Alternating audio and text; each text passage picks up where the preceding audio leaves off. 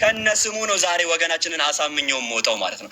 ምን በማለት ይናገራል? ዮሐንስ ወንጌል ምዕራፍ 16 ቁጥር 7 ላይ እኔ ግን እውነት እነግራችኋለሁ፣ እኔ እንዲሄድ ይሻላችኋል፣ እኔ ባልሄድ አጽናኙ ወደ እናንተ አይመጣም ማለት ቁርአን ላይ ልክ እንዳለው ማለት ነው። ከእኔ በኋላ የሚመጣው አለ። ስለዚህ እሱ ከሄደ በኋላ ይመጣላል።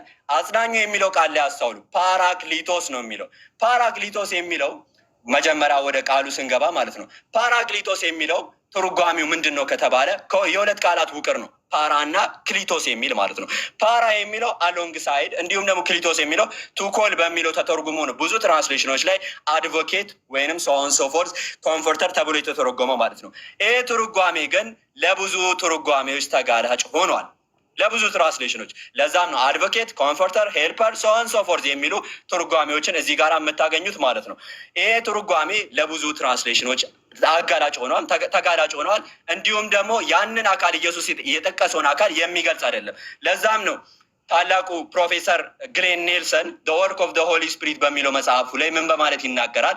ዴር ኢዝ አ ቪዚብል ጋፕ ቢትዊን the title Paracletos and the function John assigns to it. The difficulty reveals itself to attempt to translate the term. Some suggestions are comforter, advocator, intercessor, convincer, strengthener, helper, and a friend, but none have met with widespread approval.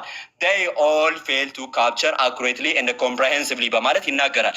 ስሙን ትራንስሌሽኑን ትርጓሜውን ማለት ነው። እነዚህ ሁሉ ትርጓሜዎች ትክክለኛው ኢየሱስ የተናገረውን የዛን አካል ባህሪያት የሚገልጹ አይደለም በማለት ይናገራል። ፕሮፌሰር ማለት ነው። እንዲሁም ሬይመንድ ብራውን በተመሳሳይ መልኩ by way of summary we find that no one translation of Paracletos captures the complexity of the function በማለት የትኛውም ትራንስሌሽን ብቁ የሆነ ትርጓሜን እንዳልሰጠ ይናገራል። ለዛም ነው አንዳንድ ትርጓሜዎች ቃል በቃል ቃሉን ፓራክሊት የሚለውን የግሪክ ቃል ያስቀመጡት ሳይተረጉሙት ማለት ነው። ይሄ ደግሞ ምንም ትርጉም የለሽ ነው ማለት ነው። ይሄ ቃል ሌላ ትርጓሜ አለው ወይ? ፓራክሊቶስ የሚለው ሌላ ትርጓሜ አለው ወይ ካልን ኦፍኮርስ አለው።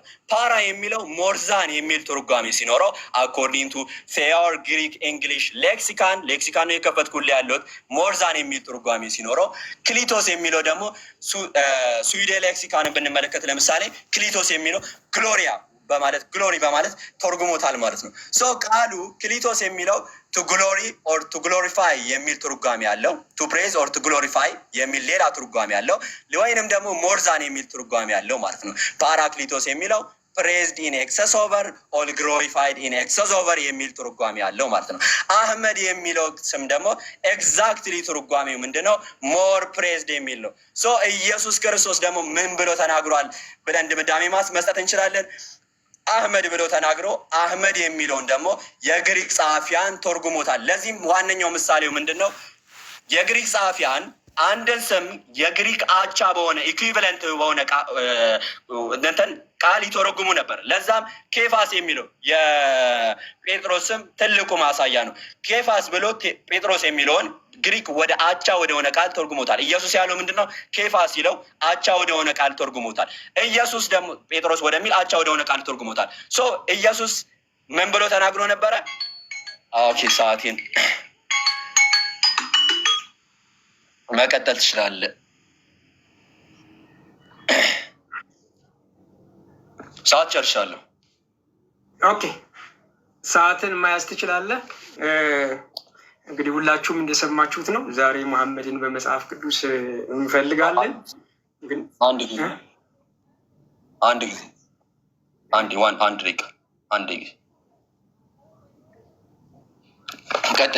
ቀጥል።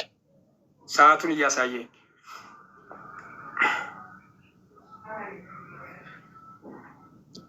እሺ። እንግዲህ ወንድማችን አንተ ሰዓት አልያዝክም? አልያዝኩም። እዚህ ስት ከላይ ነው የሚይዘው። አንተ የሚያዝ ስለማውቀው ማለት ነው። እሺ ያዝ አንተ። አንተ የሚያዝ ድምፅ ይሰማ፣ ችግር የለም። አስጀመርከው? ላስጀምረው ነው። ቀጥል። 1 2 3። ኦኬ እንግዲህ እንደሰማችሁት ነው። ወንድማችን ጥያቄዎቹን ሲያቀርብልን ነበር። መሐመድ ነው ይሄኛው ከሚለው ሀሳብ ይልቅ ጥያቄዎች ላይ ነው ፎከስ የሚያደርገው። ግን በኋላ ላይ የምንመለስበት ይሆናል። እኛ የምንፈልገው መሐመድ የሚለውን በመረጃ እንድናገኝ ነው። እሺ እኔ እንግዲህ መሐመድን ከጠቀሰባቸው ጥቅሶች አንዱን ከሱ ጀምራለሁ። እርሱም ዘዳግም 18 ስለ መሐመድ ይናገራልን የሚለውን ሀሳብ ነው የምናነሳው። አምላክ እግዚአብሔር በኮሬብ ስብሰባ ተደርጎ በነበረ ቀን እንዳልሞት የአምላኬን የእግዚአብሔርን ድምፅ አልስማ፣ ይችን ታላቅ እሳት ደግሞ አለ ብለህ እንደለመንክ ሁሉ አምላክ እግዚአብሔር ከአንተ መካከል ከወንድሞችህ እንደኔ ያለ ነብይ ያስነሳልሃል፣ እርሱንም ታዳምጣለህ ይላል። ስለዚህ ከወንድሞችህ መካከል እንዳንተ ያለ ነብይ ያስነሳለሁ፣ ቃሉን ባፉ አደርጋለሁ፣ ቃሌንም ባፉ አደርጋለሁ፣ ያዘዘውትን ቃል ሁሉ ይፈጽማል ወይም ይነግራቸዋል ነው የሚለው። ስለዚህ ሙሐመድ ሙሴን ይመስላሉ ወይ የሚሉ ሀሳቦችን እናነሳለን። ለምሳሌ ሙሐመድ ሙሴን ይመስላሉ? መቼም በሰውነቱ አይሆንም፣ በነብይነቱ ስለሆነ አምላክ ተገልጦለታል። እንዴት ተገለጠለት የሚሉ ሀሳቦችን እናነሳለን። ለምሳሌ እግዚአብሔር አምላክ የእግዚአብሔርን መልአክ በእሳት ነበልባል መካከል ተመለከተ ይላል። እዚህ ክፍል ላይ እንደሚናገረው አምላክ የአምላክን መልአክ እንዳየ ሙሴ ይነግረናል። ከዛ እሳት ደግሞ ቁጥቋጦ ደግሞ እሳት ሲነድ ቁጥቋጦ ሳይቃጠል አየ ይላል። ስለዚህ እግዚአብሔርም እርሱ ይመለከት እንደመጣ ባየ ጊዜ እግዚአብሔር ከቁጥቋጦው እርሱን ጠርቶ ሙሴ ሆይ አለው። ምን ማለት ነው? በመልአክ አይቷል። ሙሴ ሲገለጥለት አምላኩ እግዚአብሔር ተናግሮታል።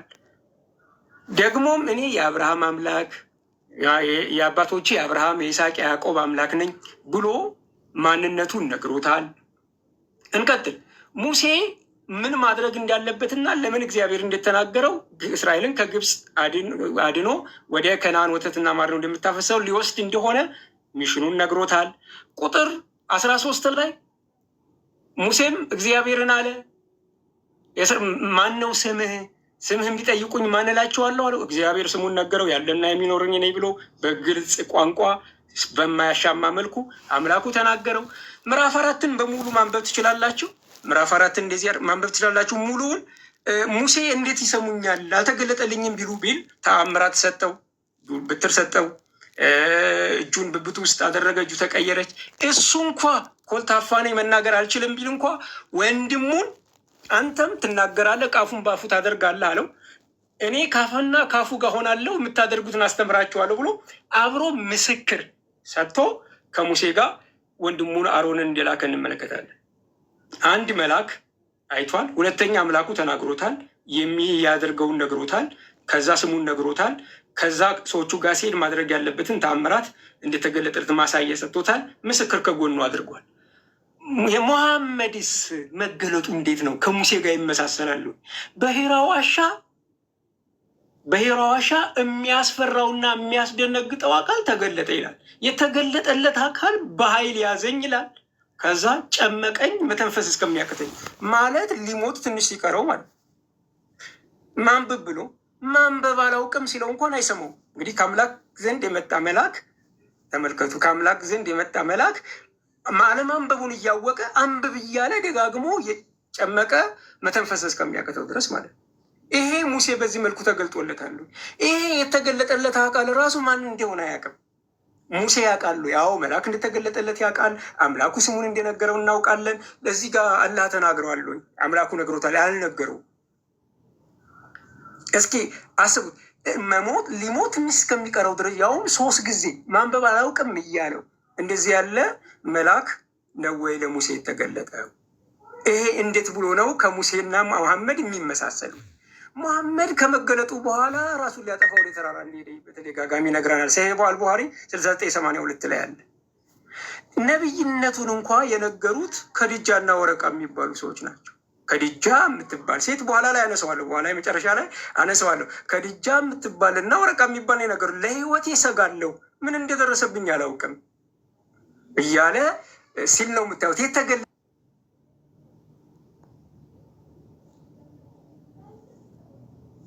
ኢንስፓሬሽን ሲመጣለት ላይ ያለፈው ነበረ፣ ይንጠባጠብ ነበረ። ይህ ላብ ጠብታ አይደርስንም። እንዴት ብሎ ነው ሙሴ ጋር አንድ አይነት መገለጥ ሊኖራቸው የሚችለው? እሺ እንቀጥል። ሙሐመድ መገለጥ የሚመጣልኝ እንደ ደወል ድምፅ ነው ይላል። ላይክ ዘ ሪንጊንግ ኦፍ ኤ ቤል ይላል። መልሶ ራሱ ደግሞ ቤል ወይም ደወል ያለበት ቤት ደግሞ መልአክ አይገባም ይላል። መልአኩ እንደ ደወል ድምፅ አይነት ነው፣ አይነቱ እንደ ደወል ድምፅ አይነት ነው የሚመጣው። የደወል ድምፅ ደግሞ ያለበት ቦታ ወይም ደወል ያለበት ቦታ አይገባም። የደወል ድምፅ የሰይጣን የሙዚቃ መሳሪያ ነው ይላል። ተመልከቱ። የት ላይ ነው ሙሴ እንደ ሙዚቃ መሳሪያ ይመጣል ማለት በደወል ድምፅ ይመጣለን። የደወል ድምፅ ሲሆን በጣም ይከብዶ የነበረ ይላል መገለጡ። የት ላይ ነው ሙሴ መገለጥ ከብዶት መገለጡ ከብዶኛል ብሎ የሚለው? እንዴት ነው ሊመሳሰሉ የሚችሉት ነው? ኦኬ መሐመድ ተመልከቱ፣ ድግምት ተደርጎበት ከሚስቶቹ ጋር ወሲብ እያደረገ እየመሰለው የወሲብ እንቅስቃሴ ያደርጋል፣ ወይም ደግሞ ያደረገ እየመሰለው ግን አላደረገም ይላል።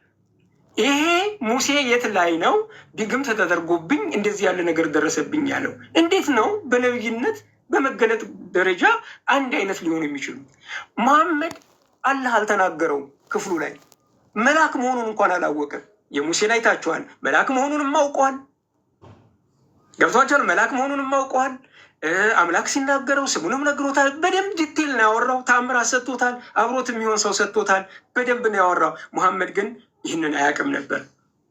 ሌላው ደግሞ መሐመድ ይሄው ሱናና እና 3960 ላይ አይሻን አንቺ እንትን ፀጉሩን ስትዳብሰው ሸይጣን አለብሽ ወይም ደግሞ ሸይጣንሽ መጥቷል ሲላት አንተስ ሸይጣን አለብህ ወይ ወይም ደግሞ ሸይጣን ቁራኛ አለ ወይ ከአንተ ጋር ስትለው ወይኔ ግን ሰልሟል ይላታል። እንዲሁም ደግሞ እዚህ ሰሂህ ሙስሊም 2814 ላይ ደግሞ ሸይጣን ለእያንዳንዱ ከጅኒ የሆነ ቁራኛ ሸይጣኑ ማለት ነው ያልሰለመው ቁራኛ ሆኗል፣ ለሁላችሁም ቁራኛ ተሰጥቷል። አንተ ሲሉት አሁን ግን ወደ መልካም እንጂ ወደ ክፉ አያዘኝም፣ ስለዚህ ወደ መልካም እንደሚያዘው ይናገራል። ሸይጣን ማጥመሚያ ቃል ተልኮበታል ይላል። እንግዲህ ሙሐመድ ቁርአንን ሲቀራ አፉ ላይ ሸይጣን ካለ ያልሆነ ቃል አስቀምጦበት ተናግሯል። ማስረጃውን ይሄው ሱራ 22 ቁጥር 52 ላይ አለ። ስለዚህ ሙሐመድ ነቢያቶች ሁሉ ይሄን እንደደረሰባቸው ይናገራል። የት ላይ ነው ሰይጣን ሙሴ ማጥመሚያ ቃል አፌ ላይ ያስቀመጠ ከዛ በኋላ እግዚአብሔር አጠራልኝ ያለው የት ላይ ነው? ወንድማችን እንዲነግረን እንፈልጋለን። በዚህ ሁሉ አንዱ ነው የምላችሁ፣ አንዱም ሙሴና ሙሐመድ ሊመሳሰሉ አይችሉም። ሌላው ወደ መጀመሪያው ስመለስ ከወንድሞች መካከል ባይዘዌ ከወንድሞች መካከል የሚለው በምን ሂሳብ ነው አያታቸው ወንድም የእነሱ ወንድም የሚሆን? እነዚህ እስራኤላውያን ናቸው። በአንድ ቃል የተጠሩ እስራኤላውያን ናቸው። እንዴት ብሎ ነው እስማኤል የእነሱ ወንድም የሚሆን? ባይዘው ለምሳሌ የያዕቆብ ወንድም አጎታቸው ማለት ነው። የያዕቆብ ወንድም ኤሳው ነው፣ ኤዶማያን የሚባሉት ማለት ነው። ስለዚህ ኤዶማያን የእስራኤል ወንድሞች ሊሆኑ ይችላሉ። ምናልባት እንደው ከእስራኤል መካከል አይደለም እንኳ ቢባል ኤዶማያን የማይሆኑበት ምክንያት ምንድን ነው? እሺ ሌላው ጥያቄ በምን ሂሳብ ነው እስማኤል አረባዊ የሚሆነው? አባቱ ከኡር ከለዳውያን የተገኘ አብርሃም ነው። እናቱ ግብፃውያን ናት። በምን ሂሳብ ነው እሱ አረባዊ የሚሆን? ባይዘዌ ወስዳም ከግብፅ ነው እንግዲህ የዳረችው። በምን ሂሳብ ነው ሙሐመድ የእሱ ዘር አረባዊ የሚሆነው ማለት ነው? እሺ ልቀጥል ወደ ሌላ ሀሳብ በኋላ ጥያቄ ሲነሳ ስለምናነሳ። እሺ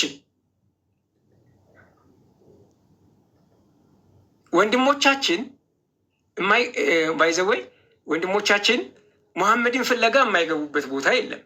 ለምሳሌ ዳንኤል ላይ እያነሳው ሀሳብ አለ። ዳንኤል ላይ ምን ይላል?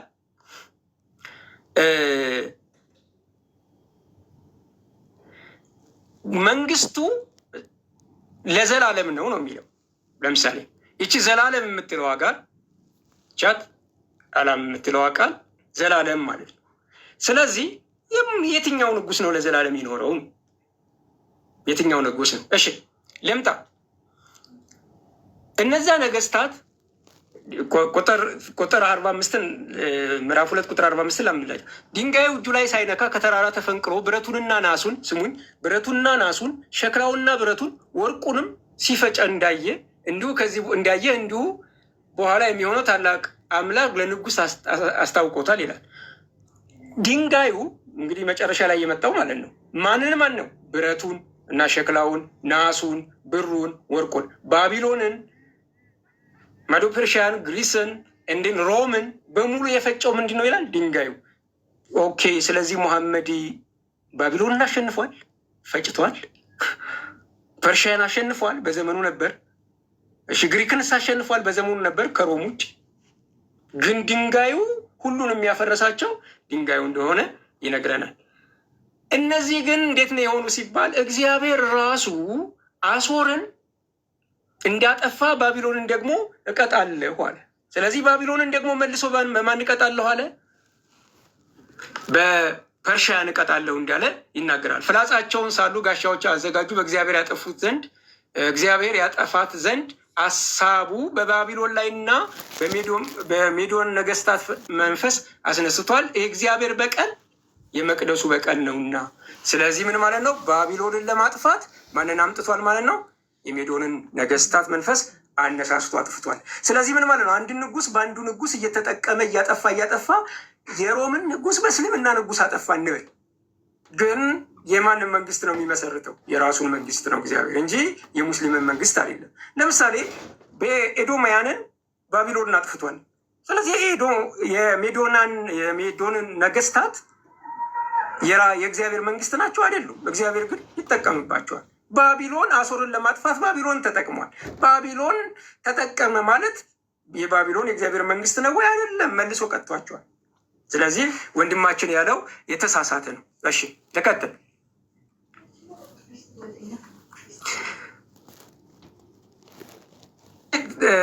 ሶሪ። እሺ ትንቢተ ዕንባቆም ላይ ያለውን ሀሳብ ከማውራቴ በፊት ዲትሮኔም ወይም ደግሞ ዘዳግም እንዲህም አለ፣ እግዚአብሔር ከሲና መጣ። በዘወይ ይመጣል አይደለም፣ መጣ ነው። አንድ ትርጉም ማምጣት ከቻለ ማለት ነው። ፓስቴንስ ነው ብሎ በሴሪም ተገለጠ። ኦልሬዲ ተገልጧል። ከፋራን ተራራማ በራላቸው፣ ከአላፋት ቅዱሳን መጣ፣ በስተቀኙም የእሳት ህግ ነበረባቸው ይላል። ባይዘወይ የእሳት ህግ የሚባለው ፍሌሚንግ ፋየር ነው። ወንድማችን ቁርአን ብሎ የተረጎመው ማለት ነው። አግጥም አንጥቶ ማለት ነው። ማን እንዲያለውም አላውቅም፣ ማን እንደተረጎመለትም። እሺ ፈራን የሄደው ማን ነው? ለምሳሌ በፈራን ምድረ በዳ ተቀመጠ፣ እናቱም ከምድረ በዳ ግብፅ ሚስት ወሰደችለት ይላል። ይኸው ከግብፅ እንደተወሰደችለት ቅድም እንደተናገርኩት ማለት ነው። ኦኬ እንዲህ ይላል። ሳሙኤልም ሞተ፣ እስራኤልም ሁሉ ተሰብስበው አለቀሱለት፣ በአርማቴም በቤቱ ተቀበሩት። ዳዊትም ተነስቶ ወደ ፋራን ምድረ በዳ ወረደ ይላል። ስለዚህ ፋራን ምድረ በዳ የወረደ ሁሉ ትንቢት ከሆነ ዳዊትስ ቢሆን ሙሐመድ ነው ማን ያለው? ሁለተኛ አንድ ሀዲስ ጠቅሷል። የሀዲሱ ምን ይላል? ከመዲና ወደ መካ 10,000 ሰራዊቶችን ይዟል። በነገራችን ላይ አላስተዋልከውም እንጂ ከፋራን ተራራ እንጂ የሚለው ከመዲና አይደለም።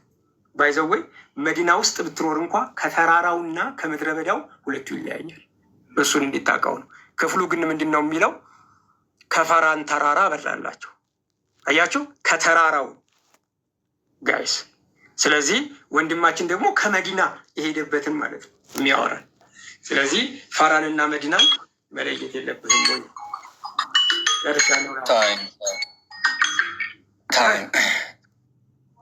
እሺ 7 ደቂቃ ሪባትን ላድርግ። ካሜራ ላብራ።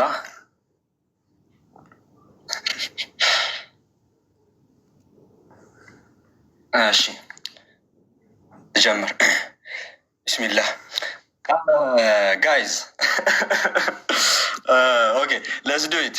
ያነሳቸውን አንዳንድ ነጥቦች መልስ እንሰጥበታለን ማለት ነው። የመጀመሪያው ሳታኒክ ሬቨሌሽን አንስቷል። ደህና ነጥብ አላነሳም ባይዜ ማለት ነው። አንድ ደህና ነጥብ ባይዜ ዲቤት አድርጌ የነበረ ከዚህ በፊት። ከዛ አንድ ነገር አልጨመርኩም፣ ፓራክሊቶስን የጨመርኩበት፣ እሱን አልመለስክም። አክቹዋሊ እንዴት አንድ ነገር አትመልስም? ዲቤቱን እንኳን አይተህ አትዘጋጁም? ይህም ጋይዝ ተገንዘቡ፣ መልስ እንደሌላቸው ነው የምትገነዘቡት ማለት ነው። ኦኬ ያነሳቸውን ሀዲሶችን መልስ ማለት ነው። የመጀመሪያው ሳታኒክ ሬቨሌሽን ነው። ሳታኒክ ሬቨሌሽን ላይ አልሀዲሱ አልመርዊየቱ ፊ ኑዙሊ ሀዚሂ ልአያ ወለይሰ ሚንሁ ሸይኡን የሲ አለ ጃሚ አልአሕካሚ ልቁርአን ላይ ኢማም ልቁርጡቢ ምን በማለት ይናገራል?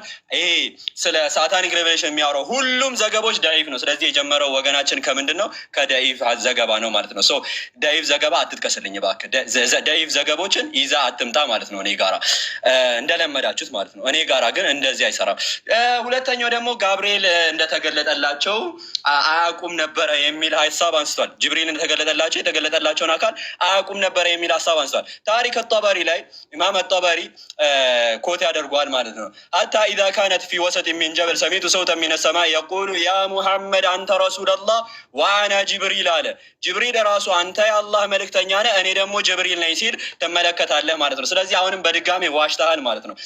ሌላኛው ደግሞ ራሳቸውን ለማጥፋት ሞክረዋል አለ። ሙርሰል ዘገባ ነው። ሙርሰል ዘገባ ደግሞ እኔ ጋራ ይዘህ እንዳትመጣ ማለት ነው። ሙርሰል ዘገባ በእስልምና እንደ ማስረጃ አይቀርብም። ይታያል። አስተምሬ ልካለሁ። ዩ ሹድ ቢ ማይ ፋዘር አባቴ ትሆናለህ፣ ግን እኔ አስተምሬ ነው የምልክህ ዛሬ ማለት ነው። አስተምሬ መጽሐፍን አስተምሬ ልካለሁ ማለት ነው። ሌላኛው ደግሞ ያነሳው ነጥብ ምንድን ነው? እንትን ብሎ አንስቷል። ሸይጣን ነበረባቸው መልእክተኛው ሰው አይሰለም ሸይጣን ነበረባቸው ብሎ አንስቷል ማለት ነው። ስለ ያልተረዳው ነገር ግን ምንድን ነው ከተባለ ስለ ቀሪን አልተረዳም ማለት ማሚንኩም አለ ሚን አሐድን ኢላ ወቀድ ውኪለ ቢሂ ቀሪንሁ ሚን መላኢከቲ ወቀሪንሁ ሚን አልጂን ሰው ሁሉም ሰው አለ መልእክተኛው ሰው አይሰለም ሲናገሩ ከመላይካም እንዲሁም ደግሞ ከጂን የሆነ ቀሪን ይኖረዋል። ቃለ ወኢያከ ያ ረሱላላህ አንተ ሲባሉ ወኢያየ ኢላ አና አላህ አዕናኒ ዐለይሂ ፈአስለም ነገር ግን ሰልሟል እኔ ጋር። ስለዚህ ወደ መልካም ነገር እንጂ አያዛቸውም ነበረ። ልክ ግን አንተን አምላክ ነው ሴጣን ተራራ ለተራራ ጠልፎ ሲያንከራትቶ የነበረው ማለት ነው። ጠልፎ ተራራ በተራራ ሲያንከራትቶ ነበረ። ማቴዎስ ወንጌል ምዕራፍ 4 ላይ ኢየሱስ ከዲያብሎስ ይፈተን ዘንድ ጠልፎት ማለት ነው። ተራራ ለተራራ ሲያንቀሳቅሰው የነበረው የአንተን አምላክ ነው ወገናችን ማለት ነው። እንዲሁም ደግሞ ያንቀሳቅሰው ነበረ። እግዚአብሔርን ያዟል። ምንድን ምን ላይ ኢዮብ ምዕራፍ 2 ቁጥር 3 ላይ ብትመለከቱት እግዚአብሔር ሴጣን አለ ምንም ብታንቀሳቀሰኝም ይታያል የአንተን አምላክ ነው የሚያዘው ማለት ነው። አንተ ነቢዩ ሰለላሁ ዐለይሂ ወሰለም እንዲህ ናቸው ስትል ተረጋጋ። አይ ኖ ጣልቃ መግባት ጀመረ። ጣልቃ መግባት ጀመረ። አስለቅሳለሁ። ሚውት አድርግ። በተራታ እኔ ጋር የመጣኸው አነስጋን የመጣኸው በደንብ ቀጥቅጬ ነው። አይ ኖ ዩ አር ፓኒክ ሆናል። ገና ከመጀመሪያ ወጣ ጋይዝ፣ ገና ከመጀመሪያ ወጣ። አላሁ አክበር። ገና ከመጀመሪያ ወጣ። ገና ከመጀመሪያ ያሳዝናል። ወላሂ ያሳዝናል። ገና ከመጀመሪያ ወጣ። ሲያወራ አላቋረጥኩትም። ገና ከመጀመሪያ ግን ወጣ።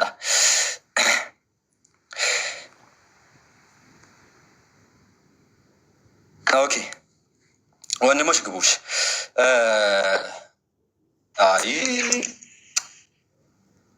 ዋሌኩም ሰላም። ምን ጉድ ነው? ባይዘዊ ከመጀመሪያ ይወጣል። አነሱንም ያደረገው ነገር የለም። ያጀማ ሪባትል ነው እያደረገ ያለው። ባነሳቸው እያንዳንዱ ፖይንቶች ላይ ነው ምላሽ እየሰጠ የነበረው። አይታችሁ ከሆነ ምንም ያለው ነገር የለም።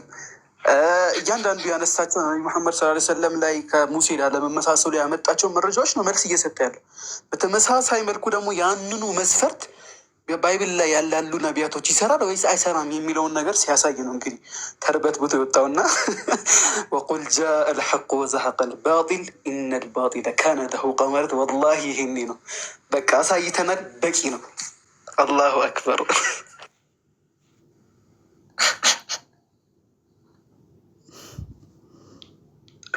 ቀጥሉስ ኡስታዝ አለ ይሰማል። ሰላም አለይኩም። ወአለይኩም ሰላም። እንዴት ናችሁ? በድጋሚ ምንድን ነው ያየነው? ወገናችን እንግዲህ በራሱ ሰዓት እጅግ በጣም ጠንካራ ነገራትን ሲናገር ነበረ። ጠንካራ ስላችሁ ለስድብ የቀረበ ነገርን ሲያወራ ነበረ። ሁላችሁም እንደሰማችሁት ርዕሱ ነቢ መሐመድ በመጽሐፍ ቅዱስ አለ ወይስ የለም የሚል ነበረ። እሱ ግን ያወራው ምንድን ነው? ሁላችሁም ሰምታችኋል። ነቢ መሐመድ በዚህ ገብቶ በዚህ ወጥቶ ዋሻ ውስጥ ገብቶ ከዋሻ ወጥቶ ብሎ ሲናገር ነበረ። ቶፒኩ እሱ አልነበረም። ቶፒኩ ነቢ መሐመድ ወረቃን ያውቀዋል አያውቀውም፣ ጅብሪልን ያውቀዋል አያውቀውም አልነበረም። ሲሳደብ 15 ደቂቃውን አነስ ያነሳውን ነገር አንዱን እንኳን ሳይመልስ በጣም ሲሳደብ ነበር። ሁላችሁም እንደሰማችሁት በጣም ሲሳደብ ነበረ። ኤግዛክት እሱ የተናገሩ ነገር እንደውም ይሄ ሳይናገር አነስ ጠንከር ሲልበት ናውጣ። ምክንያቱም ሊቋቋም አይችልም። አይደለም ይሄ ዝም ብሎ ተራ ፓስተር ዋናቸው የሚባለው ይሄ ምድረው የመጽሐፍ ቅዱስ የግሪክ ቋንቋ መምህር የቴዎሎጂ አስተማሪ ምናምን ተብሎ አንድ ወገናችን ነበረ። ስሙ መጥራት አልፈለግኩም እና የቴዎሎጂ አስተማሪ ነው ምናምን ተብሎ በዚሁ ርዕስ ገብቶ ነበረ ከአነስ ጋር። አይደለም አንተ ተራ እዚህ እንትን ፓስተር ይቅርና የቴዎሎጂ እና የግሪክ ቋንቋ መምህር የተባለው ሰው እንኳን ይህን ርዕስ አልቻለም። እኛ እንድታዩቸው ነው ቤታቸውን ዘግተው የሚፎክሩ ሰዎች ይሄ ሰውዬ ነው ባይዘው አቡ ሄደር ካልመጣ የሚለው። እነዚያ ማህይማን ናቸው አቡ ሄደር ጋር ተሰቅለው አቡ ሄደርን ካላመጣችሁ የሚሉት። አይደለም አቡ ሄደር እንደዚህ ወንድሞችን እንኳን ልትቋቋሙ አይችሉም። ጠንካራ ያለ ነገር ያወራ እና እሱ በተናገረበት መልኩ ሊናገር ሲመጣ ደግሞ እንዲዘሉ ነው የሚወጣው። እንደዚህ አይደረግም። በነገራችን ላይ እንደዛ ስትቀባጥር እንደዛ ስትለፈልፍ የሰማ ነው ያዳመጥንህ ቅድም 15 ደቂቃውን የተናገርከው ነገር ልክ ሆኖ አይደለም፣ እንዳለ ውሸት ነው። ያንን ሲመልስልህ ነው ነቢ ሙሐመድ በሱረቱል ሐጅ ላይ ያነሳውን አንስቶ ሰይጣናዊ መገለጥ ቂሰቱል ገራኒክ የሚባል ነገር ምንድን ነው ሳታኒክ ቨርሰስ የሚባል ነገር ተቀብሎ ነበር አለ። ያመጣው ሀዲስ ዳይፍ ነው ተብሎ አመጣለት ማስረጃ። አንድ ጊዜ ሶሪ ያነሳው ነገር እንዳለ ዳይፍ ነው ተብሎ ማስረጃ መጣለት። ከዛ ሙርሰል ነው ብሎ ማስረጃ አመጣ። የጠቀሳቸው ወደ 5 ሀዲሶች አሉ። 5ቱም ዳይፍ ናቸው። ሳይህ የሆኑትን ደግሞ እንግሊዘኛውን እንኳን ሳያነብ እንግሊዘኛ ማንበብ አይችልም። የተደረገው ነገር ምንድን ነው? ጉግል የሚባል ነገር አለ። በዛ ነው ትርጉሙ የሚመጣው። እንዴት እንደሚነበቡ እንኳን አያውቁም። ወዴት እንደሚነበብ አያውቁም። ቋንቋ በጉግል ነው የሚያስተረጉሙት። ያንን ይዞ የመጣው አይታችኋል። ስለዚህ ራሳችሁን ታዋርዳላችሁ ነው። የተሻለ ነገር ፈልጉ። አርጊው ስታረጉ የተሻለ ነገር ይዛችሁ ለማምጣት ሞክሩ።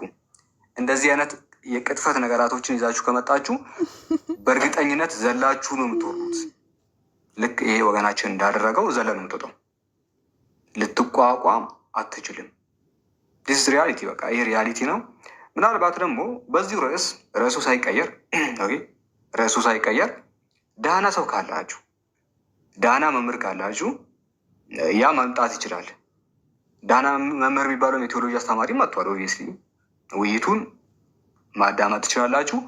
ምናልባት ደግሞ የተሻለ ዳህና የምትሉ ሰው ካለ በዚህ ዙሪያ በዚሁ ነጥብ ላይ መግባት ይቻላል። ወንድሞች መቀጠል ትችላላችሁ። ብቻ የሚያሳዝን ነገር ነው ያየ ነው። እንደዚህ አይደረግም። እሺ ያነስቀጥል ወይ ደግሞ ምናልባት ሪፍሌክት እንዲደረጉበት የምትፈልጉት ሀሳብ ካለ እሱ ያነሳቸውን መልሰናቸዋል። ብዙ ጊዜ ቂሰቱል ገራኒቅን ያነሳው ምዕራፍ 22 ላይ ያለውን ዳኢፍ ሐዲስ ነው። ሌላኛው ያነሳው ምንድን ነው? ነቢዩ ሙሐመድ ራሳቸውን ሊያጠፉ ሞክረው ነበረ ብሎ ሙርሰል ዘገባ መጣ። ሙርሰል ዘገባ ደግሞ ሁላችንም የምናውቀው ዳኢፍ የሆነ ነገር ነው። ሙርሰል ቢማዕና ዳኢፍ ነው። የዳይፍ ሌላኛው ስሙ ነው። ዳይፍ ነገራቶችን ነው። ለምንድነው ዳይፍ ይዞ የመጣው? ጋይስ ልንገራችሁ። ዳይፍ ይዞ የመጣበትን ሚስጥር ልንገራችሁ። ዳይፍ ይዞ የሚመጣው ማስተዋል የማይችሉ ተከታይ አላቸው። እነዚህ ሰዎች 200 300 ብትሆን ምንም ማስተዋል የማይችሉ ምንም ማሰብ የማይችሉ ክርስቲያን ታዳሚያን አላቸው። እነዚያ ክርስቲያን ታዳሚያን ምን እየተነበበ እንደሆነ ስለማያውቁ እንደዛው አስቦ ነበር የመጣው። ሙርሰልም እንደሆነ የእሱም ተከታዮቹ የሚያውቁ የውሸት ዘገባዎች ማለት ነው። እነዚህን ያሳያሉ። ውሸት ነው ሲባል ተደናብሮ ይወጣል። ስለዚህ አንዱ ሙርሰል ነው። አንደኛው ነቢ ሙሐመድ ገብርኤልን አያውቅም ነበረ። ዋይ ሲገለጥለታል። ውሸት ነው። ታሪኩ ጣበሪ የኢማም አጣበሪ የታሪክ መጽሐፍ ላይ 4ኛው ሙጀልድ ይመስለኛል። እዛ ላይ አንተ ረሱሉላህ ዋና ጅብሪል ብሎታል። አንተ መልእክተኛ ነህ፣ እኔ ደግሞ ጅብሪል ነኝ ብሎ ራሱን አስተዋውቆታል። እነዚህ ነበር ያነሳው። እነዚህም ደግሞ ተመልሰዋል።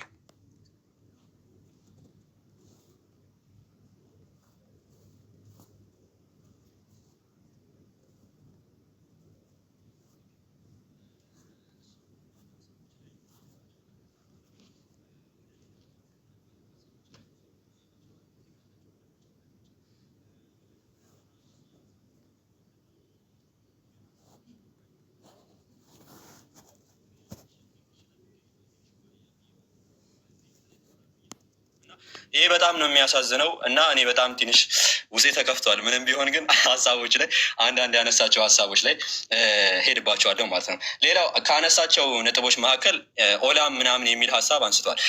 እሺ ዳንኤል ላይ ማለት ነው ክርስቲያኖች እንድታስተውሉ ማለት ነው ኦላም ብሎ መልስ ለመስጠት ነገር አንስቶ ነበረ ቅድም እንትን የሚለው ዘላለም የሚል ሀሳብ ላይ ማለት ነው። ነገር ግን ወገናችን ያልተገነዘበው ነገር ኦላም ወይንም አላም የሚለው የሂብሩ ቃል ኦላም የሚለው ኦር አላም የሚለው የሂብሩ ቃል ረዘም ያለ ጊዜ ሎንግ ዱሬሽንን ለማመልከት ይገባል። አኮርዲንግ ቱ ዘ ስትሮንግ ኮንከርደስ መጽሐፍ ቅዱስ ላይ እንደሚያስቀምጡ ራሱ ሎንግ ዱሬሽን ረዘም ያለ ጊዜን ለማመልከት ይገባል። ሁሌ ዘላለማዊ ማለት ፍጹም ዘላለማዊ ማለት አይደለም ማለት ነው። ይሄንን ነው ወገናችን ሳይገነዘብ ሲያወራ የነበረው ማለት ነው። ለምሳሌ ዘጸአት ምዕራፍ 21 ላይ ቁጥር 6 ላይ ምን ይላል መሰላችሁ? ባሪያውም ይላል ከዛ በኋላ ለዘላለም ባሪያው ይሁን ይላል። ለማ ለጌታው ማለት ነው። ባሪያ ለዘላለም እንዴት ነው ለጌታው ባሪያ የሚሆነው?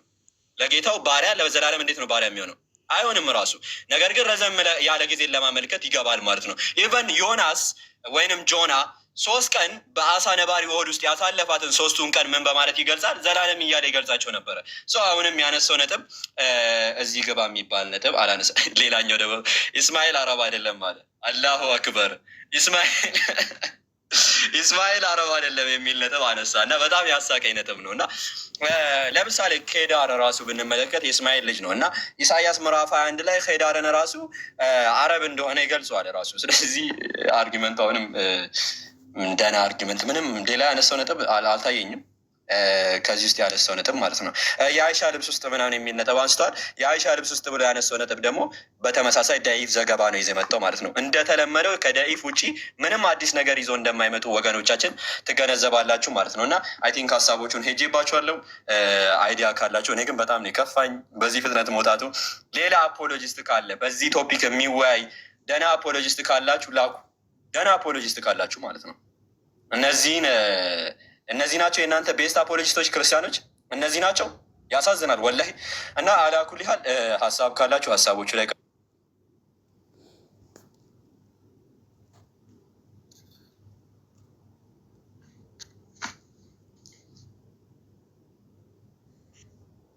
መሰረት አይ ቲንክ መሲ ያወራሽ ነው።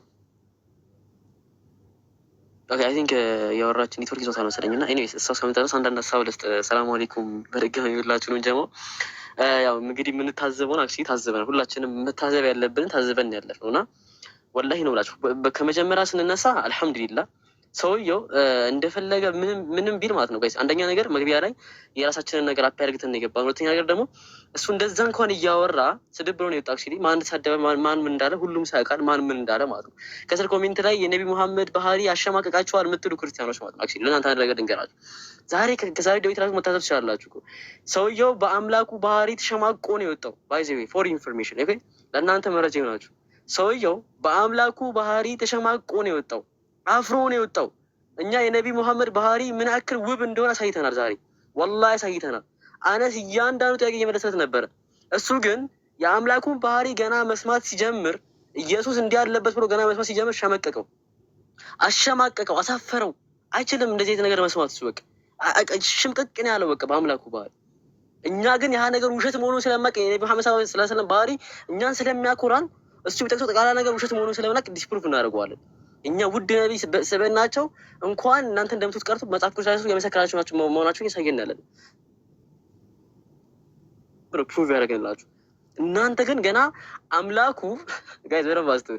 እሱ ነቢ ሙሐመድ እንደ ገመድ እንትን ያሉ ነበረ። ነቢ ሙሐመድ ስፐርም እንዲያደርጉ ነበር ይሳደበ እንደዛ የሌለው ነገር እየቀባጠረ ነቢ ሙሐመድ ሴጣን ይጫወትባቸው ነበር እየዋሸ እንኳን እኛ ያን ነገር ታግሰን ዝም ብላል ዲስፕሩቭ አድርገናል። ውሸታም ቀጣፊ መዋስ አይተናል። ለምን? የእኛ ውድ ነቢ ስለማንሸመቅቅባቸው ስለማናፍርባቸው እንዲሁም ስለምንኮራባቸው ማለት። እሱ ግን እግዚአብሔር እንዲህ ነው ሲባል ሪያሊቲው ሲነገረው አፈረ፣ በቃ ሸመቀቀው። በአምላኩ ባህሪ አፈረ።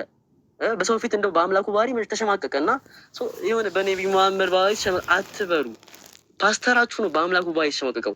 ፓስተራችሁ ነው የፍቅር አምላክ በሚለው አምላክ ያፈረው። ኦኬ ፎር ኢንፎርሜሽን ለመረጃ ይሆናችሁ። የኛ ውድ ነቢ ሙሐመድ ሰለላሁ ዐለይሂ ወሰለም በጣም የሚያኮራ ሰብዕና መሆናቸውን ዛሬ አይተናል።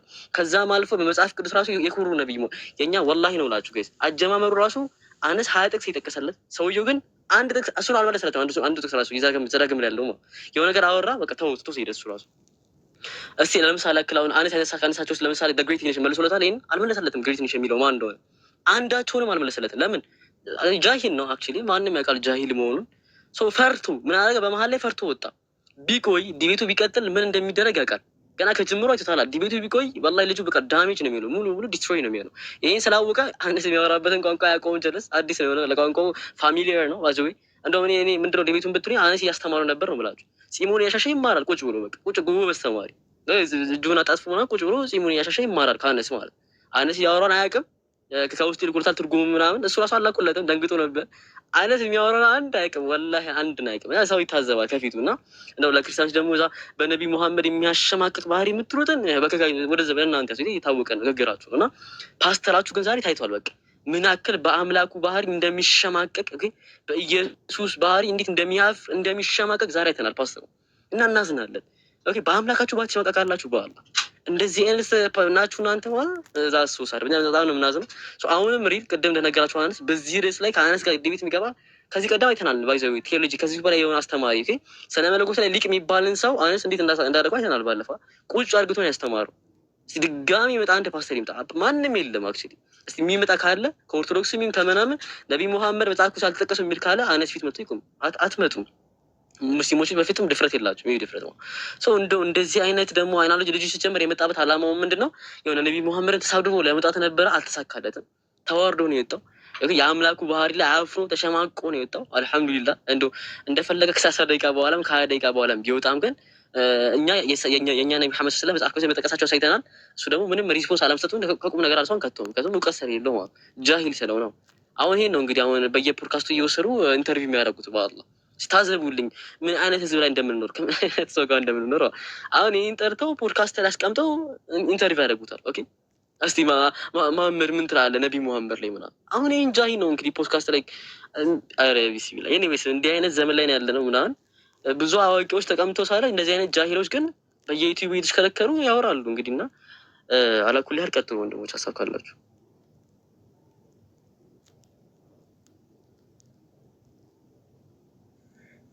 ሰላም አሌይኩም ሸባብ፣ እንዴት ናችሁ? ደህና ናችሁ ወይ? ያው እኔ ያው ዳር ሚውት ተደርግ ያለው ላውራ ይሰማል። መሲ ቀጥይ። ያው እንትን ዳር ላይ ሆኛው ስላልተሰማኝ ነው የገባሁት። እንትን ውይይታችሁን ያው አልተሰማኝም። የኔትወርክ ችግር ስላለበት ያው የታወቀ ነው የካፊሮች እንትን ማለት ነው። በተለይ ቅሰቱ ገራኒቅ የሚለው እንግዲህ የድሮ የነበሩ ሚሽነሪዎች ናቸው ያመጡት። በዚህ ዙሪያ ላይ በቃ በሚሊዮን መልስ ተሰጥቶበታል። በአረቡም፣ በእንግሊዘኛውም፣ በአማርኛውም፣ አፍሪካውም፣ ፈረንጁም፣ ሀበሻውም መልስ ሰጥቶበታል። ይህንን እንደ ገደል ማሚቶ ነው ይዘው የሚዞሩት። በነገራችን ላይ በተደጋጋሚ የነብዩ ስብዕና ነው አይደለም የሚሉት። የነብዩ አለይሂ ሰላቱ ወሰላም ስብዕና ዶክትሪን አይደለም። አንደኛ ነገር ስብዕናቸው ላይ ችግር የለበትም። ሁለተኛ ዶክትሪን አይደለም፣ ዶግማ አይደለም፣ ሃይማኖት። ለዚህ ነው በክርስትና ዓለም አንደኛ መንፈሳዊ አደብ የላቸውም ካፊሮች። እንግዲህ ካፊርም በነገራችን ላይ ኩፍር ሲባል አላህን ማጣት ነው። አላህን ያጣ ደግሞ ብዙ ነገር ነው የሚያጣው። እውቀት ያጣል፣ ስነ ምግባር ያጣል፣ ብዙ ነገር ያጡ ናቸው። እውቀትም የላቸውም፣ ስነ ምግባር የላቸውም፣ ግብረ ገብነትም የላቸውም። ለዚህም ነው መዋሸት ለነሱ መፈክር ነው። መዋሸት ለነሱ መገለጫቸው ነው፣ ኩራታቸው ነው። ኩራታቸው ስለሆነ ነው የሚዋሹት እንጂ በቃ በፈረንጁም በአረቡም በሀበሻውም መልስ ተሰጥቶበታል። ቅሰቱል ገራኒቅ ይሄ ሀዲስ ሙርሰል ነው። ሀዲሱ ደኢፍ ነው፣ ለመረጃ አይሆንም። በአንድ ሃይማኖት ይሄ መረጃ ተቀባይነት የለውም ከተባለ ለሃይማኖቱ መገምገሚያም ሆነ መተቻ እንደማይሆን አስተምረናል። ለዚህ ነው ክርስቲያኖች ከአምላካቸው ጋር መጣላትም ካፊርን ብቻም ሳይሆን ኩፍር፣ ክህደት ለነሱ ያወረሳቸው ምንድን ነው? ስብዕና የላቸውም ነው። ሁልጊዜ ደኢፍ ሀዲስ ይዞ መዞር ማለት ነው። ሌላውና በጣም የሚያስቀኝ ደግሞ ምንድነው? ስለ ስፐርም አንስተው ከስብዕና ጋር ያያይዙታሉ። በነገራችን ላይ ወንድ ልጅ ስፐርም ስብዕና ያለው እንዴ? ወንድ ልጅ ስፐርም አለው አይደለም? እግዚአብሔር መጽሐፍ ቅዱስ ላይ ስፐርምን ምንድን ነው የሚለው? ወተት ነው የሚለው። እንደ ወተት ያፈሰስከኝ እንደ እርጎ ያረጋኝ ነው የሚለው። አስባችሁታል? እግዚአብሔር መጽሐፍ ቅዱስ ላይ የወንድ ልጅን የስፐርም ሲል ምንድን ነው ብሎ የሚጠራው? ወተትና እርጎ ብሎ ነው የሚጠራው። እንግዲህ እግዜር መጽሐፍ ቅዱስ ወተትና እርጎ የተባለውን ለስብዕና ማሸማቀቂያ ካመጡት አንደኛ እግዜር ነው የሰራው። እንዴት ነው እግዜር በሰራው ነገር ሰው መሸማቀቂያ የሚሆነው? አንደኛ ነገር። ሲቀጥል ደግሞ የወንድ ልጅ ስፐርም ሴል ዶግማ አይደለም፣ ዶክትሪን አይደለም። ስለ ዶግማ እናውራ፣ ስለ ዶክትሪን እናውራ። በዚሁ አጋጣሚ እነሱ ነብያችሁ እንደዚህ አድርጎ ነብያችሁ እንደዚህ አድርጎ ሲሉ እኛ በንጽጽር ላይ አዲስ እንትን ያመጣ ነው። በነገራችን ላይ አዲስ ሪከርድ ነው የሰበር ነው። ምክንያቱም የፕሮቴስታንት ቤተክርስቲያን የኒቃያ ጉባኤን፣ የቆስጠንጢኖስ ጉባኤን፣ የኤፌሶን ጉባኤን፣ የኬሌቆዶን ጉባኤንን ትቀበላለች። በእነዚህ ጉባኤዎች ላይ ኢየሱስ ፈጣሪ ተደርጎ ምን የተደረገ ነው? የተሾመ ነው። የፕሮቴስታንት ቤተክርስቲያን ፈጣሪ ተደርጎ በቄስና በመነኩሴ ፈጣሪ ተደርጎ የተሾመን አንድ አይሁዳዊ የሃይማኖት ሰባኪ እያመለከች ነው። ሞኛ አበባው ራሱን መሐመድን እያለ የሚጃጃለው እኔ እንዳይሞት ነው ፍራው። ታውቃላችሁ፣ እድሜ ሰጥቶት የፕሮቴስታንት ቤተክርስቲያንን የመጨረሻ በር ዘጊ እንዲሆን ነው። ኦኬ፣ በር ዘጊ። እነዚህ የስላሴ ዶክትሪን አማኝ ቤተክርስቲያናት ቀስ በቀስ የሚዘጉ ናቸው። ምክንያቱም እነዚህ ቤተክርስቲያናት ማለት ነው። በዚህ ሰዓት ማወቅ ያለባችሁ ነገር ሰሞኑን ራሱ ምስክር ሲያሰጡ ነበር። ምስክርነት ሲያሰጡ ምንድን ነው ያሉት? ኢየሱስ ፈጣሪ እንደሆነ አምላክ እንደሆነ ከአብ ጋር እኩል እንደሆነ ምስክር እንሰጣለን እያሉ ሲናገሩ ነበር። ይህ ንግግር የመጣው የጉባኤ መግለጫ ነው። ልብ በሉ፣ የጉባኤ መግለጫ ነው እንጂ ወንጌል ላይ የለም። ኢየሱስ ፈጣሪ እንደሆነ አምላክ እንደሆነ ከአብ ጋር እኩል እንደሆነ የሚል የወንጌል አስተምሮ የለም። ይህ አባባል ምንድን ነው? ከጉባኤው የመጣው መግለጫ ነው። ልብ በሉ፣ መግለጫ፣ ልክ መንግስት መግለጫ እንደሚያወጣው ማለት ነው። መግለጫ ነው የሚያሸመድዷቸው። ስለዚህ በዚህ ሰዓት የፕሮቴስታንት ቤተክርስቲያን ስብሰባ ጠርታ አይ ኢየሱስ ፈጣሪ ሆኖ በስህተት ነው ብላ መሻር አትችልም። ምክንያቱም ፕሮቴስታንት ቤተክርስቲያን ሎካል ቸርች ሆናለች። በድሮ በነበሩ የክርስቲያን ነገስታት አንዲት ቤተክርስቲያን ነበረች፣ ያቺ ካቶሊክ ማለት ነው። ካቶሊክ ውስጥ ያሉ ቄሶች ስለተጣሉ ነበር ስብሰባ የተደረገው። አሁን ላይ ዓለም አቀፊቱ ቤተክርስቲያን ስለተናደች ሁሉም ቤተክርስቲያን ምን ሆኗል? ሎካል ቸርቾች ናቸው። ኦርቶዶክስም ሎካል ቸርች ናት፣ ፕሮቴስታንትም ሎካል ቸርች፣ ካቶሊክም ሎካል ቸርች ሆናለች። ስብሰባውን መሰብሰብ ስለማይችሉ እንደገና ተሰብስበው ኢየሱስን ወደ ፍጡርነቱ ስለማይመልሱት ዘላለም ዓለማቸውን አዎ ኢየሱስ ፈጣሪ ነው ይላሉ። ሰዎች ኢየሱስ ፈጣሪ እንዳልሆነ እያወቁ ሲመጡ ቤተክርስቲያኖቱን ትተው ነው የሚሄዱት። በነገራችን ላይ ማወቅ ያለባችሁ ነገር ይህ ደግሞ ዶግማ ብሎ ማለት የማይለወጥ ነው፣ የማይለወጥ አስተምሮ ነው። አይለውጡት፣ የማይለወጥ ነው ብላችኋል ይሏቸው ነው። አይተውት አማኙ ትቷቸው ነው የሚሄደው። ስለዚህ እኛ በንጽጽር አዲስ ሪከርድ አስመዝግበን ክርስትናን እንደዚህ እየተጫወትንበት ዛሬ መጥቶ ስለ ስብዕና፣ አንደኛ ነብዩ ስብዕና ችግር የለባቸውም። በነገራችን ላይ በስነ ምግባር የታወቁ ናቸው። እዚህ ጋር ልታውቁት የሚገባችሁ ነገር ማለት ነው፣ ነብዩ ሙስሊም ከመሆናቸው በፊት ራሱ ቁረይሾች እጅግ የተከበሩ ሰዎች ናቸው። ልብ በሉ፣ ቁረይሾች በአረቡ ዘንድ የቁረይሽ ጎሶች በአረብ ዘንድ የታወቁ ዘናጮች፣ ባላባቶች፣ ልብሳቸው ፈክም የሆነ በቃ ሌክዠሪ ኑሮ የሚኖሩ ነበሩ። አለባበሳቸው ከእንቁ ከወርቅ ከአልማዝ የሚሰራ ቁረይሾች የዛ ጊዜ እኮ በህንድ በፋሪስ የሚነግዱ ነጋዴዎች ነበሩ። ታስታውሱ ከሆነ የእንትን ጊዜ ማለት ነው የሁዴቢያ ስምምነት ጊዜ የአቡ ሱፊያን ሚስት ሂንድ መጣች። ነቢያችን በያ አደረጉ። በያ ብሎ ማለት ቃል ኪዳን ማለት ነው። ቃል ኪዳኑ ምንድን ነበረ? ለወንዶች ለብቻ ለሴቶች ብቻ ነው ቃል ኪዳን። ለምሳሌ አንድ ነቢይ ከአምላክ ዘንድ ተልኮ ሲመጣ ህዝቡ ያንን ነቢይ እውነተኛ ነቢይ ነው ብሎ ካመነ ቃል ኪዳን ይገባላታል። አንተ የአላህ ነቢይ ነህ፣ አላህ አንድ አምላክ ነው፣ አንተንም አላህንም እንገዛለን ብሎ ቃል ኪዳን ይገባል። ቃል ኪዳን ሲገቡ ለወንዶችም ትምህርት ሰጡ ነቢያችን ዓለይሂ ሰላቱ ወሰላምና ሰሃቦቻቸው። ለሴቶችም ትምህርት ሲሰጡ ሂንድ የአቡ ሱፊያን ሚስት ምንድን ነው ያለችው? ልጆቻችሁን አትግደሉ፣ ዝሙት አትስሩ እያሉ የበይአ ኹጥባ ሲያደርጉ ነቢያችን ዓለይሂ ሰላቱ ወሰላም ሂንድ ብድግ አለች። ነምድር አልሁራ ላተዝኒ አለች። አልሁራ ብሎ ማለት ቁረይሽ፣ የቁረይሽ ሴት ዝሙት አትስራም ነው ያሉት። በዛን ጊዜ ዝሙት የሚሰሩት የወደቀ ስነ ምግባር ያደርጉ የነበሩት በባርነት የተሸጡት ሌሎች ማህበረሰቦች እንጂ ቁረይሾች ኢቭን ዝሙት ራሱ አይሰሩም ነበረ። እንኳን አይደለም ሰልመው ነቢያችን ዓለይሂ ሰላቱ ወሰላም ከመስለማቸው በፊት እስልምና እንትን ወህይ ከመምጣቱ በፊት ስነ ምግባራቸው የታወቀ ነበረ። ምንድን ነው የሚለው ቁርአን ላይ ነቢያችን ዓለይሂ ሰላቱ ወሰላም ወማ ሳሂብኩም የሚለው ሳሂብ ብሎ ማለት የዝም ብሎ ጓደኛ ሳይሆን በደንብ የምትተዋወቁ ጓደኛ። እናንተ አረቦች ወይ እናንተ ጣዖት አምላኪ ቁረይሾች ወይ ነቢዩን በደንብ ታቆታላችሁ ነው አምላካችን አላሁ ሱብሃነሁ ወተዓላ እያላቸው የነበረው። ስለዚህ በዛን ጊዜ ወህይ ከመምጣቱ በፊት ነቢያችን አለይሂ ሰላቱ ወሰላም በስነ ምግባር የተመሰከረላቸው ነበሩ። ይህም ብቻም ሳይሆን የአረብ ቁረይሾች የታወቁ በቃ በአስተሳሰብ፣ በማህበራዊ፣ በኢኮኖሚ በጣም የታወቁ ሰዎች ነበሩ። እንኳን አይደለም ወህይ መጥቶላቸው ማለት ነው። ስለዚህ እንደዚህ አይነት ያሉ ካፊሮችን በአደባባይ ማዋረድ ነው። አሁን ላይ ዘመኑ ደስ ነው የሚለው በቃ የአካዳሚካሊ ዘመን ነው። የማንበብ ታሪክን ወደኋላ የማየት ነው። ስለዚህ የቁረይሽን ታሪክ በማሳየት የሰው ልጅ ምን አይነት ታሪክ አሳለፈ የሚለውን ትክክለኛ የሀዲስ ዘገባዎችና ቁርአንን በማሳየት ነቢያችን አለይሂ ሰላቱ ወሰላም የስነ ምግባር ሰዎች እንደሆኑ በማሳየት እናዋርዳለን። ሲቀጥል የአንድ ነቢይ ስነ ምግባር ዶግማና ዶክትሪን አይደለም። በነገራችን ላይ ይሄ ስንዴ በነገራችን ላይ እሱ እስከ ዛሬም ያንኑ ፓስተሩ በጣም የሚያሳዝነኝ እና የሚያስቀኝ የመጨረሻ የምናገረው እንዳላበዛባችሁ እኔ በጣም የሚያስቀኝ በቃ እንደዚህ ብላችሁ በሙስሊሞች ላይ ሙስሊሞችን ለማስደንገጥ ይሆናችኋል ብለው ነው በስልጠና መልክ የሰጧቸውን። ኢቭን አያሻሽልም። በእርግጥም አንድ ካፊር ማሻሻል አይችልም። የፈለገ ቢያሻሽል የፈለገ ቢያነብ ወይ ይሰልማል እንጂ ካለበት ደነዓ ካለበት የክርስትና የኩፍር ውርደት መውጣት አይችልም። የኩፍር ውርደት መሳደብ፣ መዋሸት፣ ጦኢፍ ሀዲስን እና ፍብረካ ዘገባዎችን ይዞ መኖር እንጂ ከፍብረካ ዘገባዎች መቼም አይወጡም። ይህን ነው ምለው። ሌሎች እህት ወንድሞች ይናገሩና የምጨምረው ካለ ጨምራለሁኝ። ሀሳብ እንዳላበዛባችሁ ነው፣ ሰው እንዳይሰለች ነው።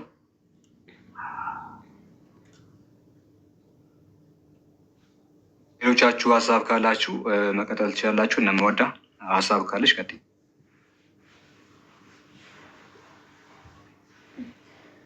እሺ ኢንሻአላህ። በነገራችን ላይ ማለት ነው እኔ ያስተዋልኩት ነገር ሀይቃ ነው ብላችሁ ገና ከውይይቱ ጅምር ልብ ብላችሁ ካያችሁ አነስ ያነሳቸውን ነጥቦች ሰውየው ሀይቃ ምንም ነው ያልገባው። በቃ ይህንን ወቁት። ምንም አስቡ የመጣው ምንድን ነው መሰላችሁ? ያቺ ዘዳግም 18 ቅድማ የሚያውቃት የሆነች ጥቅሳለች። እሷን ይዞ ከርዕሱ ከወጥቷል ጭራሽ። በቃ ያቺን ይዞ ነቢዩ መሐመድ እንዲህ ናቸው፣ ነቢዩ ሰለላሁ ዐለይሂ ወሰለም በቃ እሳቸውን ብቻ እንዲህ ናቸው ስለ እሳቸው ነው በቃ ማውራት የጀመረው እንጂ ጭራሽ አነስ ያወራውን ነገር ማስታወሻ ለመያዝ እንኳን አልገባውም። ምን ብሎ ነው ማስታወሻ የሚይዘው? ጭራሽ አያውቀውማ። ኬት መጥቶ ነው ማስታወሻ ለመያዝ እንኳን አልገባውም። ሁለተኛ ነገር ደግሞ አንድ ሰበብ ላይ ያቀርብ ይችላል። አነስ ተናገረኝ እንትን ተናገረ ምናምን ሊል ይችላል ስለ ኢየሱስ። ነገር ግን እሱ ስለ ነቢዩ መሐመድ ሰለላሁ ዐለይሂ ወሰለም እኮ ሲናገር የተናገረው ነገር ትክክል ሆኖ እኮ አይደለም ማለት ዝም ብሎ ያዳመጠው።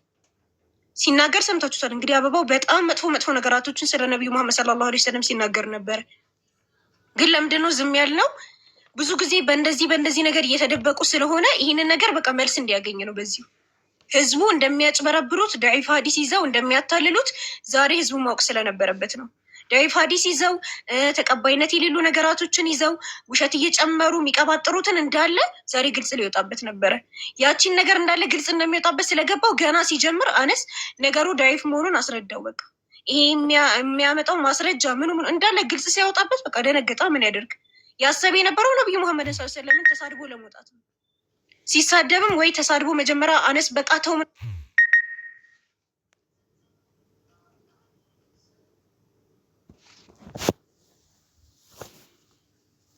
አነስ ለነገሩ አልተመቸለትም ማለት ነው። እና ሀይቃ ምንም ነው ያልገባው። በቃ ሰውየው ወላሂ ነው የምላችሁ። እኔ ክርስቲያኖች አሳዘኑ። አሁን ይሄ መምህራቸው ከሆነ ከታች ያሉት ምንድን ነው የሚያውቁት? ከዚህ በፊትም ብያለሁ። ሲጀመር አሁን ክርስቲያን አፖሎጂስቶች እዚህ ቲክቶክ ላይ ያሉት ስራቸው እኔ ልንገራችሁ፣ የሆነ መጽሐፍ ይዛሉ። ከዛ መጽሐፍ ላይ ነቢዩ መሐመድ እንዲህ ነው ሰለላሁ ዐለይሂ ወሰለም እሳቸው እንዲህ ናቸው የሚል አማርኛ ጽሑፍ ያወጣሉ። በቃ ያንን አማርኛ ይዘው ነቢዩ መሐመድ እንዲህ ነው ይላሉ። በቃ ይከበራሉ። ከነሱ በላይ የሚያውቅ የለም። በቃ ትልቅ ነው። በቃ የሆነ ዳር የደረሱ ይመስላቸዋል። ያው ክርስቲያኖች አያውቁማ፣ ስለ እስልምና ዳዒፍ ሀዲስ የሚባል ነገር አያውቁማ። ነገሩ ምን እንደሆነ አይገባቸውማ። ለዛ ያንን ነገር ተጠቅመውባቸው የሆነች ቀላል ትንሽዬ ነገር ይዙና ምን ይሏቸዋል? በቃ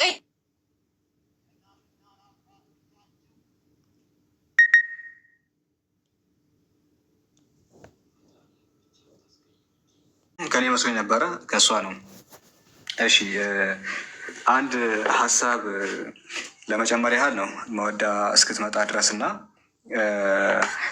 በደንብ አይታችሁ ከሆነ አነስ ወንድማችን አነስ በርካታ ጥቅሶችን ነበር ያነሳው። ማለትም ዳንኤል ላይ ያለውን አነሳ፣ እንዲሁም ስለ ፓራክሊቶስ ዮሐንስ ወንጌል ላይ ያለውን፣ እንዲሁ ደግሞ በዕንባቆም ላይ ያለውንም አነሳ።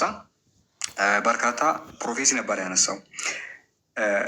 ከዛ በፊት ግን እኔ አንድ ይሄ ወገን ሙዘምዘም ነው የሚባለው ፓስተር ሙዘምዘም ያደረገው ነገር አንድ ትልቅ ነገር አለ። ትልቅ ብዬ የማስበው እሱ ያደረገው ነገር ምንድን ነው? ዲቤቱን አቋርጦ መውጣቱ ነው ትልቁ ነገር። የዛሬው ውይይት ላይ ጥሩ ያደረገው ነገር ቢኖር አቋርጦ መውጣቱ ነው። አቋርጦ ባይወጣ ኖሮ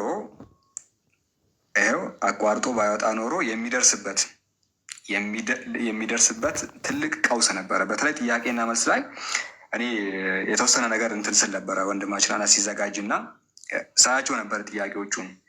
አይደለም ይሄ እዚህ ጋር ያለው ወገናችን አይደለም እሱ ተሰብስቦ ቢመጡ አጠቃላይ ክርስቲያን የተባለ ሁሉ በአንድ ቦታ ቢመጣ በፍጹም የማይመልሳቸው ጥያቄዎች ናቸው። ለምሱ አጠቃላይ ህዝበ ክርስቲያን በአንድ ቦታ ተጨምቆ ቢመጣ የማይመልሳቸው ጥያቄዎች ብቻ ነበሩ ዛሬ ሳያቸው የነበረው እና እንኳንም ወጣን ያልኩት ይሄንን ተጠይቆ ድምጥማጡ ከሚጠፋ ያቺ ቁርጥራጭ ደሞዝ ከምትቀርብህ ተዋርደህ እንዲህ ያለን ሰው እኛ አንከፍልም ነው የሚሉ በእርግጠኝነት ነው የምልህ። ያቺን ተቆራርጣ የምትመጣውን ሳንቲም ከቸርቿ እሷ ነበር የምትቀርብህ። እንጀራ ላይ ነበር የቆምከው። ዲቤቱን አክሰፕት ማድረግ የገዛ እንጀራ ላይ ነበር ስትረማመድ የነበረው። እሷ ነበር የምትቋረጥብህ ዲቤቱ ጋልቅ ኖሮ እና ትልቁ ነው ያደረግከው ነገር ያደንቀዋለሁ። አቋርጦ በመውጣቱ እያደነኩት ነው። ምክንያቱም ከባድ ነገር ነው። ምን ያህል ከባድ ጥያቄዎች እንደሆኑ እስቲ ቀጣይ ደህና ሰው የሚባል ሲመጣ ታዩታላችሁ። በእርግጠኝነት ሌላ የተሻለ ሰው ይጠራል። ኢንሻላህ አነስ የተሻለ ሰው ይጠራል። ያንን ሰው ላይ ታያላችሁ ይዞ እንግዲህ የመጡትን ጥያቄዎች እና ጥሩ ነው ያረካው ነው። አድናቂ ነኝ። አቋርጠ በመውጣት ደስ ብሎኛል። አታስፈራራቸው። ቀጣይ አይቀበሉም። አሌ ነው። እሺ ቀልዴን ነው። ጀስት እንደ ቁም ነገር አትያዙት እና እሺ እሱ ነው። እሺ ወደ ፖይንቱ ልመለስ። ጀስት ሀሳብ የሰጠሁት ነገር ነው። እሺ ወደ ሀሳብ ልመለስ እና በርካታ ጥቅሶች ነበረ ቅድም ወንድማችን አናስ ያነሳው። እነሱ የሚያውቁት ዘዳግም 18 ነው። እሷን ነው ያሳየው። ሄዶ ሮጦ ዘዳግም 18 እሱንም በትክክል ቢመልስ እኮ ነገር ነው። እሱ ምድረው ስትሮማን ፋላስ የሚባል ነገር አለ። እናንተ ያላነሳችሁትን ነገር እንዳነሳችሁ አድርጎ ማቅረብ። እንዲህ ያለ የድድብና ነገር ነበር ሰርቶ የወጣው ወገናችን ወንድማችን አነስ ጀዛከላሁ ኸይር። እንግዲህ ያን ሁላ ወገናችን የተናገረውን ስድቦች ምናምን ተቋቁሞ ነው መልስ እየሰጠ የነበረው። ተቋቁሞ ተሳድቦ መጣሁ ቆይ እያወራሁ ነው። እሺ ሶሪ አንድ ጊዜ ለውጣ ነው። ያን ሁላ ምናምን ተቋቁሞ ነው ምላሽ ሲሰጥ የነበረው እና በተቃራኒ ደግሞ በዚህ በኩል አንዳንድ አርጊመንቶችን ሲያነሳ እንግዲህ ላስት ማድረግ አልቻለም። ምክንያቱም ሀንድል የሚያደርጉት ነገር ስላልሆነ እና ይህን ይመስላል። ጀዛኩሙላሁ ኸይራ። ከዚህ በኋላ አድማጭ ሆናለሁ። እናንተ መቀጠል ትችላላችሁ። መርሐባ ሀይሰም፣ ኤልያስ፣ ያህያ ሀሳብ ካላችሁ ቀጥሉ። ከዛ በፊት ይቅርታ፣ ከዛ በፊት አንድ የገረመኝ ነገር ነበር እና ይሄ ፓስተሩ ቅድም እያየው ነበር። ወደ መጨረሻዎቹ አካባቢ ምን አድርጎ ነበር ያወጣው? ናውጣ ብሎት ነበር ያወጣው አይደለ? እንደውም ናውጣ ምናምን ብሎ ከገስ ላይ ዲስኮኔክት አድርገው። ከዛ በኋላ በአንድ ስልክ ዝም ብዬ እያየኋቸው ነበረ። እንዴት ለማስተካከል እየሞከረ ነበረ። አረ እኔ ያስወጥቼው ሳይሆን ኔትወርክን ያስወጣኝ። ምክንያቱም እንደዛ እንዲህ ያደረጉት ከኋላ ያሉ ሰዎች ናቸው። ፈርታህል ነው የሚባለው አንተ ካስወጣኸው እና ፈርታህል እንዳይሉ ኔትወርክን ያስወጣኝ በላቸው ምናምን ብሎ እንደዛ እየተናገረ ነው። ናውጣ እንደ አስወጣሃሉ ብሎ ራሱ ተጭኖት፣ አላህ ምስክሬ፣ እጁን ታውቃላችሁ፣ መጨረሻ ላይ ራሱ ተጭኖት እንዲህ ዲስኮኔክት አድርጎት እዛ ግን ምንድን ነው የሚሉት? ራስ እንትን ዲስኮኔክት አድረግ ፈርታህል ነው የሚባለው። ስለዚህ ቶሎ ብለህ ኔትወርክ ነው ምናምን በል እያሉት ነው። እና እንደዛ ብሎ ሲናገር ሰማሁት። በአንድ ኔትወርክ ነው ፈርቻ አይደለም አይነት ነገር አይተናል። እንዴት ዲስኮኔክት እንዳደረግ አይተናል። ክርስቲያኖችን እንትን ለማድረግ ለማጽናናት አትሞክር። እጅህን ስትዘረጋ አይተናል። ዲስኮኔክት ና ወረድ ስትልም አይተናል። ስለዚህ ምንም በቃ አይዞ የእንጀራ ገመድ አይቋረጥብህም። ለማንኛውም ቀጥሎች አዳምጣቸዋለሁ ከዚህ በኋላ።